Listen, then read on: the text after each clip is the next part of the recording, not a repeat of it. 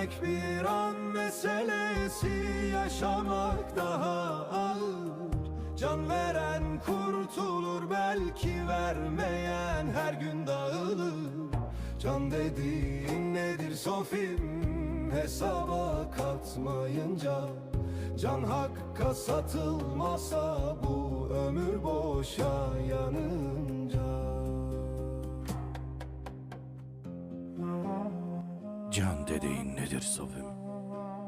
Can dediğin nedir kardeş? Emanet bilmeyince. Canı verenin adını her nefeste anmayınca. Can dediğin nedir Sofim?